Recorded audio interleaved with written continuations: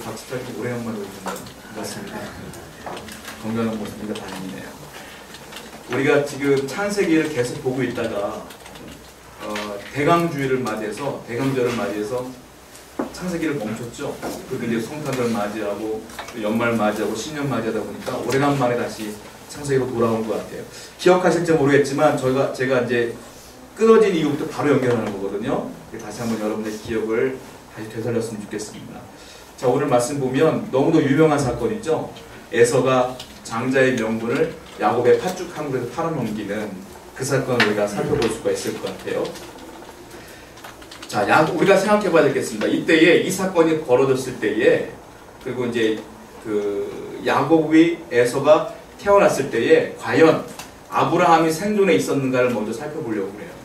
아브라함이 몇 세에 사망을 하게 되냐면 175세에 사망을 하게 됩니다. 그런데 이삭을 몇 세에 낳느냐면 100세에 낳게 되죠.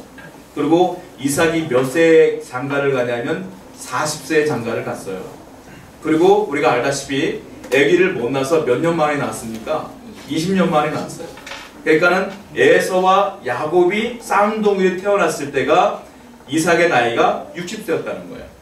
그러면 100세에 이삭을 낳았던 아브라함은 지금까지 생존에 있는 겁니다.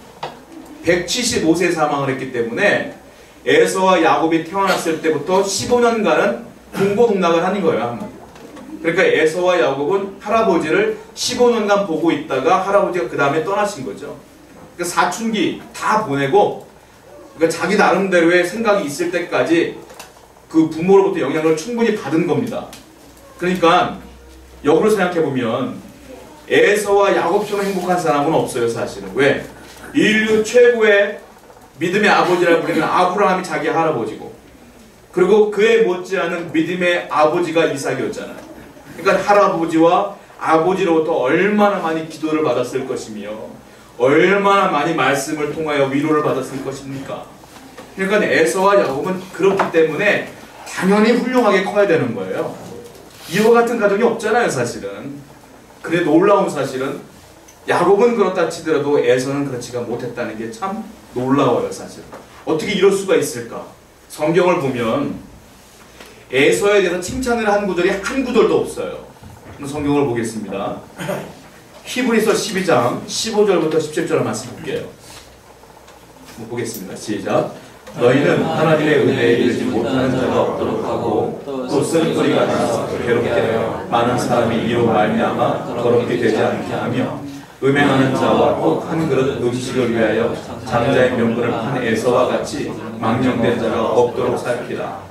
너희가 아는 바와 같이 그가 그 후에 축복을 이어받으려고 눈물을 흘리며 구하되 버림바가 되어 회개할 기회를 얻지 못하였느니라. 지금 악한 사람들에 대한 경고의 말씀을 주면서 예를 든 사람 중에 에서예요. 그러니까 에서가 그렇게 못했다는 거예요. 히브리서가 누가 썼는지 몰라요. 정확하게 누군지 몰라요. 바울서라는 말도 있고 이랬지만 히브리서는 누가 썼는지 아직은 밝혀지지 않았지만 히브리 기자가 볼 때는 정말로 악한 사람의 대명사가 누구냐? 에서라는 거예요.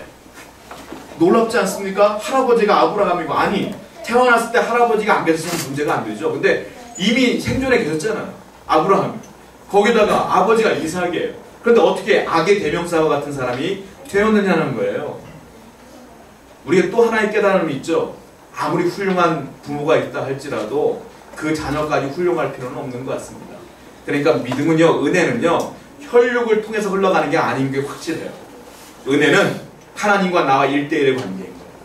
그러니까 내가 아무리 훌륭한 부모일지라도 자녀가 그렇지 않을 수가 있어요. 성경을 보면 그런 예들이 굉장히 많습니다. 노아 얼마나 훌륭합니까? 노아의 아들 가운데 누가 있어요? 함이 있어요. 함과 같은 아들도 태어날 수가 있는 거예요. 기드온 얼마나 훌륭합니까? 300용사를 가지고 이스라엘을 구원한 사람 아닙니까? 근데 기드온의 후처가 있어요. 첩이 있는데 첩의 아들 가운데 아비멜렉이라는 사람이 있어요. 아비멜렉이 자기 형제 70명을 반석 위에서 쳐 죽였어요. 자기 형제들 70명. 이러한 못된 아들도 기드온의 자녀예요. 이게 참 놀라워요. 뿐만 아니에요. 다윗도 아들이 있는데 우리가 아들을 얘기할 때 솔로몬만 생각하는데 그렇지 않습니다. 압살롬이 있잖아요. 압살롬의 전적을 보게 되면 형제들을 불러다가 죽였어요. 압살롬이. 자기가 왕 되려고 아버지 배신하고 아버지 죽이려고 했잖아요. 그렇게 유명한 다윗의 자녀도 압살롬이 있었어요. 그러니까 우리의 자녀가 가만히 있으면 잘 될 것이다? 아닙니다. 우린 정말 평생 자녀를 위해 기도해야 돼요. 그렇지 않으면 훌륭한 자녀로 성장할 수가 없어요. 자, 이와 같이 우리가 기억해야 될 걸 봐야 되는데, 자, 우리가 오늘 알아야 될 게 있어요. 그렇다면 왜 이렇게 훌륭한 가정 가운데, 믿음의 훌륭한 가정 가운데 에서와 같은 자가 나타날 수밖에 없었는가? 그 이유가 무엇인가를 한번 오늘 말씀을 통해 보려고 하는데요. 자, 두 번째 본문 말씀이 있습니다. 이걸 보고 얘기를 했으면 좋겠어요. 신명기 말씀 볼게요. 신명기 29장 29절입니다. 같이 한번 읽어보겠습니다. 시작. 감추어진 일은 우리 하나님 여호와께 속하였거니와 나타난 일은 영원히 우리와 우리 자손에게 속하였나니 이는 우리에게 이 율법의 모든 말씀을 행하게 하심이니라. 여기 보면 옛날 성경을 제가 비교했더니 옛날 한글 성경에는요 29절 처음에 감추어진 일을 오묘한 일은 이렇게 표현했더라고요. 오묘한 일. 근데 더 정확한 뜻은 감추어진 일입니다. 감추어진 일은, 잘 들어보세요. 감추어진 일은 안 보인다는 거예요. 감추어진 일은 누구에게 속했느냐 하면 우리 하나님 여호와께 속한 거예요. 그러니까 감추어졌기 때문에 우리는 몰라요. 모르는 거예요. 이건 100% 몰라요. 또 뒤에 보면 나타난 일은 영원히 우리와 우리 자손에게 속했대요. 그러니까 우리와 우리 자손에게 나타난 일들은 누구에게 속한 것이냐? 우리에게 속한 거라는 거예요. 나타난 일들은. 이거 반대인 거예요. 감추어진 일은 하나님께 속한 거고 나타난 일은 우리에게 속한 것인데, 결국은 이 나타난 일도 하나님께서 이루신 거라는 것을 얘기하고 싶은 거예요. 그런데 그 뜻은 감추어졌기 때문에 우리는 모른다, 이 뜻이에요. 이게. 아시겠죠? 그러니까 나타난 일은 하나님께서 조장한 거지만 우리는 모른다는 거예요. 그 뜻을. 이걸 알고 우리가 말씀을 봐야 될 필요가 있습니다. 왜냐하면 에서가 이렇게 망가질 수밖에 없었던 이유가 여기 두 가지가 나오는 거예요. 첫 번째가 뭐냐? 감추어진 일 때문에 그렇다는 거예요. 감추어진 일은 결국은 이 원인이 누구에게 있느냐? 하나님께 있다는 거예요. 신적인 원인이 있다. 자, 두 번째가 있어요. 나타난 일은 우리에게 속하는 거예요. 다른 말로 하면 인간적인 요소가 있다는 거예요. 두 가지 요소가 있는 겁니다. 에서가 이럴 수밖에 없었던 것은 첫 번째 하나님께 원인이 있고 두 번째 우리에게 원인이 있다, 이거예요. 그런데 인간적인 원인은 또 두 가지로 나누어져요. 첫 번째는 성경을 보니까 가정에서의 문제가 있고요. 두 번째로는 에서 개인의 문제가 있어요. 총 세 가지 문제인 거예요. 원인은 신적인 요소, 가정의 문제, 개인의 문제. 이 세 가지를 오늘 본문을 통해서 우리가 살펴보려고 합니다. 자, 먼저 에서가 이렇게 될 수밖에 없었던 첫 번째 원인, 신적인 요소가 있어요. 즉 다른 말로 말하면 하나님께 속한 감추어진 일, 하나님께 속한 오묘한 일. 자, 무엇이냐? 창세기를 분석해 보면요, 1장부터 11장까지 주제가요 온 인류의 역사입니다. 거기는 아브라함이 등장하지 않습니다. 1장부터 11장까지는 아담을 창조하시고 천지를 창조하시고 온 인류가 11장에 타락하고, 또한 6장에 보면 노아의 홍수가 나타나고 온 인류에 관한 얘기예요. 그러니까 1장부터 11장은 온 인류의 역사에 관한 이야기고요. 12장부터 50장까지는 하나님이 12장에 아브라함을 선택을 하셔요. 그리고 그 다음에 이삭을 선택하시고 야곱을 선택하시면서 하나님의 선택한 사람들에 대한 역사가 12장부터 50장까지 나와요. 마지막에 요셉이 죽는 일까지 나오는 거예요. 그러니까 자, 온 인류에 대한 이야기나 하나님의 선택한 사람들에 대한 이야기나 결국은 하나님이 이끄시는 이야기잖아요, 창세기. 이제 그것을 우리가 염두에 두고 생각해 볼 필요가 있다는 거예요. 그러니까 천지를 창조하신 분은 하나님이셔요. 창세기에서 보여주는 하나님은 유일하신 하나님. 신은 하나님뿐이 없다, 이 얘기를 하고 있는 겁니다. 다른 말로 말하면 창조하시고 인도하시니까, 다른 말로 말하면 일하시는 하나님, 일을 열심히 하시는 하나님으로 표현되고 있듯. 자, 성경을 보겠습니다. 창세기 9장 11절 한번 보세요. 창세기 9장 11절입니다. 시작. 내가 너희와 언약을 세우리니 다시는 모든 생물을 홍수로 멸하지 아니할 것이다. 땅을 멸할 홍수가 다시 있지 아니하리라. 이게 무슨 말이냐면 내가 이제는 너희들을 홍수로 멸하지 않겠다. 이제 너희들의 생명을 내가 보존하겠다, 이 말이에요. 여기서 신학 용어가 나와요. 뭐냐면 하나님께서 천지를 창조하셨죠. 그리고 이제부터 온 인류를 보존하겠다고 말씀하시죠. 보존하면서 뭐라고 하시냐면 그 아브라함의 인생을 뭐 통치하세요. 아브라함을 전체로. 그러니까 여기서 창조, 보존, 통치가 등장을 하는데 이걸 한 묶음으로 한 단어로 얘기를 해요. 신학용어로 뭐라고 말하냐면 섭리의 하나님 이렇게 얘기하는 거예요. 섭리가 그러니까 섭리 안에는 창조, 보존, 통치가 다 들어있는 거예요. 그러니까 하나님이 날 섭리하십니다 이 말은 하나님 날 보존하시고 지키시고 통치하시고 다스리십니다 이 이야기가 섭리의 하나님에 다 포함되어 있다는 거예요. 그렇다면 이걸 염두에 두고 얘기를 해봐야 된다는 거예요. 우리는 하나님이 섭리하신다. 여기에 이제 반박하는 사람들이 등장을 하는데 범신론이라는 말이 등장해요. 범신론. 범신론자들은 뭐냐면 만물, 하나님이 창조한 만물, 피조물 창세기에서는 하나님이 창조했기 때문에 창조자이고 우린 피조물이에요. 그러니까 분리가 돼요. 창조자, 피조물. 근데 범신론자는 그렇게 안 봐요. 뭐라고 말하냐면 하나님이 창조하신 그 만물 안에 하나님 포함돼요. 그러니까 만물도 하나님이고 하나님도 만물이에요. 이게 범신론이에요. 그러니까 모든 게 신이 될 수 있다고 얘기하는 거예요. 이건 이단이죠. 큰 문제가 돼요. 또 하나가 등장하는데 이신론이 등장을 해요. 이신론의 대표적인 사람은 미국의 유명한 토마스 제퍼슨이라든지 아니면 벤저민 프랭클린 이런 분들을 정치적으로 훌륭한 분들이지만 사실 종교적으로는 문제가 많은 분이에요. 이신론이 뭐냐면 하나님과 인간이 분리된 걸 인정을 해요. 창조주고 피조물이고 인정을 해요. 그리고 뭘 인정을 하냐면 하나님이 만들어놓은 자연 법칙 아래 인류가 그냥 흘러가는 것 뿐이다. 즉 하나님이 우리를 통치하지는 않는다 이렇게 얘기를 해요. 그러니까 이것도 문제가 돼요. 이것도 이단이죠. 그러니까 범신론, 이신론, 더 나아가 아예 자기들이 페인트 칠해서 나무를 깎아서 우상을 만들어요. 우상주의자들 많잖아요. 다 이단들이에요. 우리는 지금 하나님은 섭리의 하나님이다라는 걸 인정하고 요 사건을 바라볼 필요가 있다는 거예요. 자, 야곱과 에서를 보면요. 하나님께 은혜 받을 자격이 절대 없어요. 야곱의 성품 좋은 것 같죠? 그렇지 않아요. 이름 자체가 사기꾼이에요. 잘 속이고 거짓말하는데 능수능란한 사람이 야곱이었고 에서는 방탕한 사람이에요. 어떻게 그 두 아들이 태어났는지 이해가 안 돼요. 사실은. 그렇게 태어났단 말이에요. 근데 문제는 뭐냐면 하나님이 에서를 놔두고 야곱에게 은혜를 주셔요. 야곱을 선택하신단 말이에요. 우리 이해가 안 돼요. 아니 그런 성품을 가진 사람에게 왜 은혜를 주십니까? 제가 서두에 말씀드렸잖아요. 자, 감추어진 일 우린 몰라요. 모르지만 하나님은 섭리하십니다. 이걸 인정하면 우리는 모르지만 이유가 있겠죠 라고 넘어가는 거예요. 사실 우리는 알 수가 없어요. 왜 야곱을 선택한지 몰라요. 그러나 그건 하나님의 주권에 있는 거지만 우리가 어떻게 할 수가 있는 부분이 아니잖아요. 여하튼 하나님의 은혜로 야곱은 선택을 받게 돼요. 이게 은혜예요. 여기에 계신 분들, 저 포함해 모든 분들이 야곱보다 더 훌륭하다고 장담할 수는 없어요. 그럼에도 불구하고 예수님이 나를 위해 십자가에 돌아가시고 은혜를 주셨잖아요.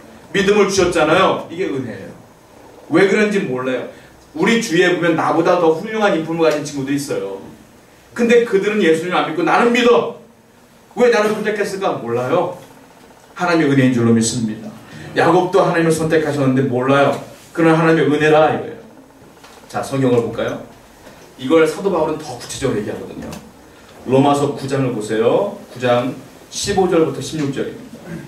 읽겠습니다. 시작.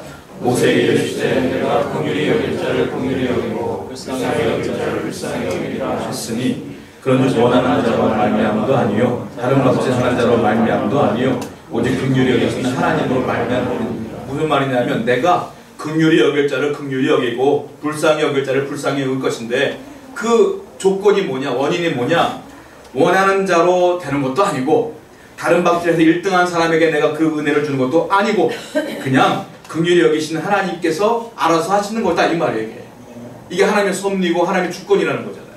그러니까 여러분이나 저게 선택받은 것이 그렇게 은혜로울 수가 없는 거예요, 여러분. 이것이야말로 은혜인 줄로 믿습니다. 그러니까 야곱에게 왜 은혜를 주셨습니까? 따질 필요가 없어요. 이거 하나님의 송 안에 있는 거예요. 자, 그런데 왜 에서를 선택하지 않았느냐? 에서의 삶의 결과를 보면 기가 막힙니다. 에서가 나중에 자손을 낳고 번창하게 되는데 그 자손이 두 가지 자손으로 등장을 해요. 첫 번째 에돔입니다. 에돔의 조상이 이 에서가 돼요. 또 하나가 있어요. 아말렉이에요. 아말렉과 에돔은 그 조상이 누구냐? 에서예요. 에서. 아말렉의 대표적인 사람이 누군 줄 아십니까? 사울왕이 나중에 아말렉과 전쟁을 벌여요. 그때 아말렉이 이스라엘 그렇게 못살게 굴었어요. 그때 왕이 누구냐? 아각이라는 왕이 나와요. 아각이 아말렉 사람이에요. 그러니까 이 아말렉 아각이 누구냐? 에서의 후손이라는 거예요. 그 에서의 후손이 그렇게 이스라엘을 못 살게 굴어요.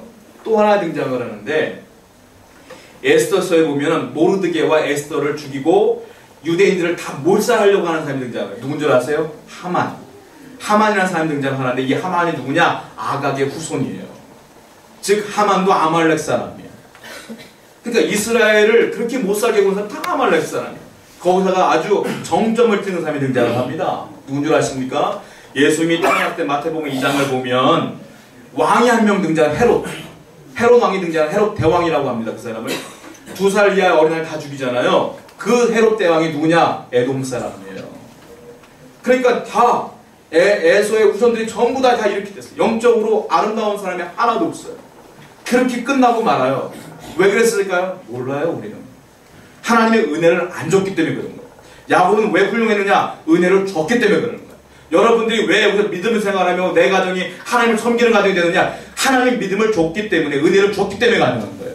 내 힘과 능력으로 된 게 아니에요. 그러므로 여러분들은 지금 내 삶이 조금 어그러지거나 원하는 대로 안 된다 할지라도 감사하셔야 돼요. 이것 자체가 은혜인 줄로 믿습니다. 이것보다 더 큰 은혜는 없어요. 자, 그렇기 때문에 첫 번째 원인은 하나님께 있어요. 그래서 하나님이 야곱을 선택하시고, 두 번째 원인이 있는데 조금 더 구체적으로 볼까요? 첫 번째는 가정적인 원인이 있습니다. 왜냐하면 그 부모가 누구예요? 이삭이고 그 어머니는 리브가예요. 두 사람이 훌륭해 보이지만 문제가 있어요. 자, 무슨 문제가 있냐면 먼저 이삭은 젊은 날에는 너무너무 훌륭하게 성장을 합니다. 아브라함이 모리아산에서 이삭을 제물로 바치려고 했을 때 아무 말 하지 않고 그냥 순종했어요. 그게 이삭이에요. 여기까지 너무 훌륭해요. 그런데 세월이 흐르면서 신앙생활이 익숙해지면서 하나님 섬기는 것이 익숙해지면서 세상 살아가는 것이 익숙해지면서 서서히 변절되어진 사람이 누구냐? 이삭이에요. 왜냐? 아버지가 한 실수를 그대로 답습합니다. 아버지가 어떤 실수를 했냐면 가뭄이 있었을 때 어디로 가요? 애굽으로 내려가잖아요. 그러면서 자기 아내 사례를 내 누이 동생 속였잖아요. 한 번으로 끝나지 않았어요. 두 번째, 또 가뭄이 있었을 때 어디로 내려가요? 그 블레셋 땅 그랄로 내려가잖아요. 또 사라를 속였잖아요. 아비멜렉이 노발대발 하잖아요. 그때. 근데 이삭이 그걸 보고 배워요. 자, 이삭 때에도 가뭄이 있었을 때 이삭이 뭘 하냐면 26장을 보면 그랄로 내려가. 똑같이 아버지처럼. 거기서 자기 아내 리브가를 여동생이라고 속여요. 우리는 그게 우연의 일치라고 보시면 안 돼요. 왜냐하면 이삭도 자기도 모르는 사이에 아버지가 그렇게 믿음의 조상이라고 칭할 정도로 위대한 사람이지만 이렇게 위험이 있을 때는 이 정도 해도 괜찮겠구나 라는 걸 답습한 거예요. 이삭이. 그래서 그대로 살았다는 거예요. 근데 문제는 뭐냐면 이것을 에서가 그대로 답습을 해요. 왜냐? 자, 성경을 한번 보겠어요. 창세기 25장 28절입니다. 우리 본문 말씀 전 구절인데요. 읽어보겠습니다. 시작. 이삭은 에서가 사냥한 고기를 좋아하므로 그를 사랑하고 리브가는 야곱을 사랑한다. 자, 이삭과 리브가는 쌍둥이를 잉태했을 때 이미 하나님 말씀을 들었어요. 뭐라고 말했냐면 야, 큰 자가 작은 자를 섬길 것이니라 이미 들었어요. 그래서 이삭도 리브가도 에서가 아니라 야곱이 하나님께 선택될 것을 이미 알고 있었어요. 그거 보면 성경에 나와 있잖아요. 알고 있었으나 이삭이요, 에서가 사냥한 고기가 그렇게 자기 입맛에 맞아요. 자기는 육식파야. 고기를 너무 좋아해. 근데 이놈의 야곱은 고기를 안 갖다 주는데 에서는 사냥꾼이니까 매일 고기를 잡아다 나한테 대접을 해주니까 나도 모르는 사이에 에서가 그렇게 좋아지는 거예요. 이삭이 자기 입맛에 딱 맞는 거예요. 그러다 보니까 어떤 생각을 하냐면 원래 큰 녀석이 장자권을 갖는 거니까 원래 그렇잖아요. 자꾸 아버지 때부터 그 타협하는 걸 배웠던 이삭은 그럼 뭐 이게 뭐 중요한가? 원래 주는 놈한테 주는 건데 하나님 말씀은 큰 자가 작은 자 섬긴다고 했지만 지금 내가 있는 게 더 이쁘니까 그냥 일단 주고 말지, 이런 생각을 갖고 있었던 것 같아요. 그러니까 에서가 아버지 모습을 보면서 이래도 되나 보다 라는 것을 답습하게 돼요. 이게 이삭의 변질되는 모습이에요. 자, 또 하나의 모습이 있는데 리브가입니다. 리브가는 어떻게 하냐면 리브가도 알잖아요. 작은 자가 큰 자 위에 있다는 것을. 야곱이 하나님의 장자권을 받아야 되는 거예요. 근데 이삭도 알아요. 근데 이삭이 하는 짓을 보니까 자꾸 에서에게 줄 것 같은 거예요. 리브가가 볼 때. 그리고 수시로 말하는 걸 보니까 이미 넘어간 것 같아, 에서 쪽으로. 그러니까 리브가가 조급해져. 조급해지니까 어떻게 하냐면 약을 붙들다가 막 가르쳐주잖아요. 야, 양털을 붙여라, 목소리를 숙련해라, 네가 형인 것처럼 얘기해라, 고기를 잡아라, 그리고 네가 장자권 받아야 된다 얘기하지 않습니까? 그러니까 야곱이나 에서나 부모를 통해 배워요. 뭘 배운 줄 아세요? 하나님의 뜻이 그렇다 할지라도, 아니 하나님의 뜻이 그렇다면 내가 어떤 방법을 취하든지 거짓말을 하든 뭘 하든 간에 이미 일단 취하면 되는 거구나 라는 것들을 배우게 된 사람이 이 두 형제라는. 문제는 뭐냐? 이 두 사람의 문제가 있는 게 아니라 이삭과 리브가에게 문제가 있어요. 그래서 어떤 일이 벌어진 줄 아십니까? 리브가가 이렇게 거짓말을 해서 결국은 야곱이 그 축복권을 받게 되는데, 야곱이 형 때문에 도망가요. 라반의 집으로 도망가니 몇 년 동안 못 돌아오는지 아십니까? 20년 동안 못 돌아와요. 그리고 요 사건으로 말미암아 이삭과 리브가가 탁 틀어집니다. 그리고 에서는 화딱지가 나가지고 엄마를 안 봐요. 떠나버려요. 리브가는 20년 동안 야곱도 못 보고 남편과도 불화가 되고 또한 큰아들도 못 봐요. 그리고 나중에 야곱이 돌아오잖아요. 리브가가 죽어 있어요. 리브가가 죽었단 말도 없어요, 성경에. 어디 묻었단 말도 없어요. 놀라운 건 야곱의 아내 라헬은 어디 죽었다, 언제 죽었다까지 다 써 있어요. 리브가는 언제 죽었단 말이 없어요. 성경을 보시면 알 거예요. 리브가가 어디 묻었다, 어디 죽었단 말이, 언제 죽었단 말이 없어요. 유모가 죽었다라는 말은 있어요. 그래서 유모가 죽기 전에 리브가가 죽었구나라는 정도까지 우리가 알 수 있는 거고, 언제 죽었다는 말이 없어요. 즉 야곱이 보지 못한 거죠. 그러한 어려움을 처하게 된 사람은 리브가예요. 이런 일이 벌어집니다, 여러분. 첫 번째 원인은 하나님께서 주권적으로 하신 일이고, 두 번째는 이와 같은 가정적인 문제가 있었기 때문에 에서가 그렇게 삐뚤어질 수밖에 없었습니다. 사실. 세 번째가 있어요. 그럼에도 불구하고 돌아와야 돼요, 에서는. 근데 개인적인 문제가 생깁니다. 에서의 문제가 뭐냐면, 자, 25장 32절을 보겠습니다. 본문 32절 읽겠습니다. 시작. 에서가 이르되 내가 죽게 되었으니 이 장자의 명분이 내게 무엇이 유익하리까. 이게 에서예요. 내가 지금 배고파 죽겠는데 이 장자의 명분이 뭐가 필요해? 아니, 팥죽이 중요하지. 에서의 가치관은 뭐냐면 보이지 않는 장자권 중요하지 않습니다. 보이는 게 중요한 거예요. 이게 에서의 가치관이었어요. 그러니까 에서가 이렇게 될 수밖에 없었다라는 거예요. 에서는 어떤 사건이 벌어지면 머리로 손익계산을 분명히 해요. 이것이 내게 지금 당장 유익한 것이냐, 손해가 되는 것이냐. 팥죽이 유익한 것이지 장자권은 이게 뭐 보이지도 않는 건데 뭐가 중요해? 라고 생각했던 사람이 에서였다는 거예요. 그러니까 이것이 에서가 악하다고 표현하는 거예요. 이 뿌리석이잖아요. 그럼에도 불구하고 네가 돌아왔었는데 불구하고 왜 그런 마인드로 끝까지 살았느냐 이거예요. 여러분, 장자권이 얼마나 중요한 줄 아세요? 지금이야 장자권 하면 옛날에는 장자가 상속을 받을 때 2배 정도 더 받는 걸로 알고 있었거든요. 근데 요즘 법이 바뀌어갖고 장자나 차자나 똑같아요. 똑같이 받는 거예요. 그러니까 장자권이라는 게 뭐 그래봤자 2배 정도 더 받는 거? 그 정도 생각하시면 안 돼요. 왜 이스라엘 장자권이 중요하냐? 몇 가지 요소가 있어요. 첫 번째, 장자권은요, 가나안 땅을 상속받는 거예요. 하나님이 약속한 가나안 땅을 상속받는 게 누구냐? 장자권을 소유한 사람. 두 번째, 하나님이 약속하신 아브라함의 약속 있잖아요. 내 자손이 번성하리라. 자손의 번성의 축복도 거기 포함되어 있어요. 세 번째가 뭐냐? 너가 민족을 세우리라, 나라를 세우리라. 건국하는 나라가 세워지는 축복도 거기 있는 거예요. 마지막으로 뭔 축복이 있냐면 너의 후손 가운데 메시아가 나타날 것이냐. 메시아가 후손이 될 것도 포함되는 게 장자권이에요. 근데 이게 아무것도 안 보이니까 에서가 우습게 여긴 거예요. 그런데 야곱은요, 달라요. 야곱은 팥죽이 중요한 게 아니라 그 보이지 않는 축복이 너무 소중한 거예요. 그래서 야곱은 그것을 얻기 위해서 노력했어요. 결국은 야곱은 다 잃어버립니다. 도망갔죠. 어머니도 못 보죠. 아버지도 못 보죠. 형도 못 보죠. 그리고 빈손으로 도망갔기 때문에 가난하게 살죠. 위협 속에 살죠. 라반의 집에서 정말 눈칫밥 먹으면서 살죠. 그런데 하나 놓치지 않은 게 있어요. 장자권. 야곱의 가치관과 에서의 가치관이 완전히 달라요. 에서는 현세 중심적이에요. 육신 중심적이에요. 그런데 야곱은 영적인 사람이에요. 그래서 하나님이 그거 보신 거예요. 여러분, 성경을 또 볼까요? 히브리서 기자를 보면 성경에 훌륭한 사람들을 얘기하는데 전부 다 영적 가치관을 가진 사람들이에요. 히브리서 11장 24절부터 26절입니다. 한번 읽겠습니다. 시작. 믿음으로 오시는 장사하여 우리와 하나님의 백성과 함께 고난받기를 잠시 죄악의 낙을 누리는 것보다 더 좋아하고 그리스도를 위하여 받는 수모를 애굽의 모든 보화보다 더 큰 재물로 여겼으니 이는 상 주심을 바라봅니다. 모세를 평가하는데 모세 이야기하는데 바로의 공주의 아들, 그리고 그 거절했다, 그리고 백성과 함께 고난받는 것 즐거워했다, 그리고 낙을 누리는 것 그거 별로 안 좋아했다, 그리고 그리스도를 위해 받는 수모 좋아했다, 이런 식으로 영적인 것을 위해 다 포기한 사람이 누구냐? 모세다, 이렇게 표현하고 있는 거예요. 성경에서 또 하나님이 인정하는 사람은 영적 가치관을 가진 사람이에요. 바울도 마찬가지입니다. 바울 볼게요. 빌립보서 3장 8절입니다. 한번 읽어보겠습니다. 시작. 또한 모든 것을 해로 여김은 내 주 그리스도를 예수를 아는 지식이 가장 고상하기 때문이라.